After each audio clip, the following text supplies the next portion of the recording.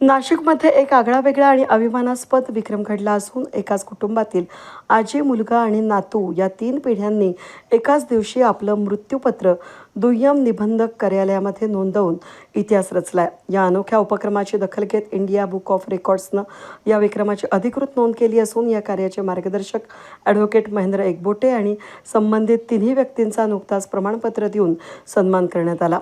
या उपक्रमामुळे मृत्यूपत्र नोंदणीबाबत समाजात जनजागृती होण्यासाठी मोठी मदत होणार असल्याचं मत व्यक्त होत आहे. मृत्यूपत्र तयार करून त्यांची कायदेशीर नोंदणी करणं हे केवळ औपचारिक प्रक्रिया नसून त्या व्यक्तीच्या मृत्यूनंतर कुटुंबियांच्या सुरक्षिततेसह त्यांच्या आर्थिक आणि सामाजिक स्थैर्याची हमी देणारी अत्यंत महत्त्वाची पायरी ठरते.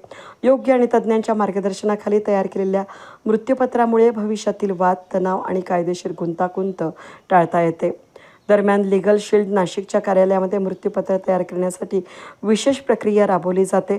संबंधित व्यक्तींसोबत सविस्तर चर्चा करून प्रथम मसुदा तयार केला जातो. त्यानंतर कार्यालयातील अत्याधुनिक विल स्टुडिओमध्ये साक्षीदारांच्या उपस्थितीत इन कॅमेरा सही प्रक्रिया पूर्ण केली जाते. पुढील टप्प्यामध्ये संबंधित व्यक्ती साक्षीदारांसह दुय्यम निबंधक कार्यालयामध्ये मृत्यूपत्राची अधिकृत नोंदणी करतात आणि द्विस्तरीय या प्रक्रियेमुळे मृत्यूपत्र अधिक सुरक्षित, पारदर्शक आणि कायदेशीरदृष्ट्या भक्कम बनतं. मृत्यूपत्राच्या महत्त्वाबाबत जनजागृती करण्यासाठी लीगल शील्डतर्फे विविध सभा, मार्गदर्शन शिबिरं आणि समाज प्रबोधन उपक्रम नियमितपणे आयोजित केले जातात. ही माहिती यावेळेस देण्यात आली. 27 फेब्रुवारी 2026ला झालेल्या या मृत्यूपत्र नोंदणीबाबत माहिती देण्यासाठी शनिवारी हॉटेल 4 पॉइंट इथे या ठिकाणी पत्रकार परिषदेचं आयोजन करण्यात आलं होतं. यावेळी इंडिया बुक रेकॉर्डच्या वतीनं ॲडव्होकेट महेंद्र एकबोटे यांचा सन्मान करण्यात आला. याबाबत महेंद्र एकबोटे यांनी पत्रकार परिषदेमध्ये अधिक माहिती दिली. हा भारतातील पहिला असा प्रसंग आहे ज्यावेळी 86 वर्षाच्या आजी, 60 वर्षाचा त्यांचा मुलगा आणि 24 वर्षाचा त्यांचा नातू यांनी एकाच दिवशी एकाच ठिकाणी आणि एकाच सब रजिस्ट्रारला त्यांचे इंडिव्हिज्युअल विल नोंदवले.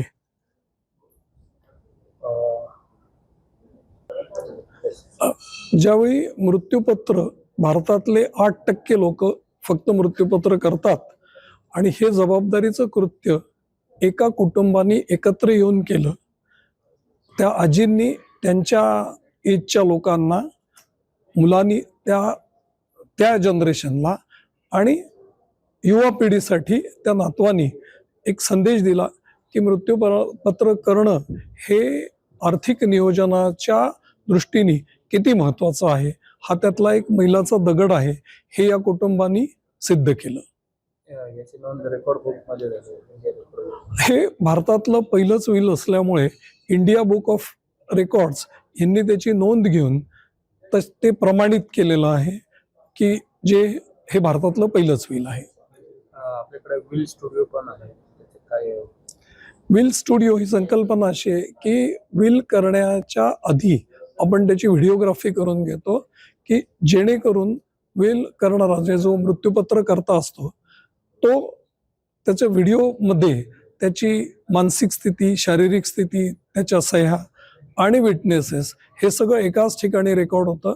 त्यामुळे उद्या जर त्या मृत्यूपत्राच्या सत्यतेसंदर्भात कोणताही वाद उपस्थित झाला तर तो कोर्टात सेकंडरी एव्हिडन्स म्हणून वापरता येतो. नागरिकांना काय आवाहन करायचं?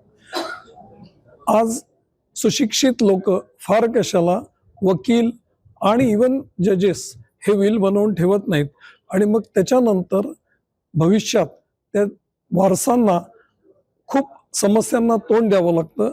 सक्सेशन सर्टिफिकेट किंवा बाकी गोष्टीच्या कचाट्यातून गेल्यामुळे खर्च, मानसिक त्रास आणि वेळेचा अपव्यय होतो.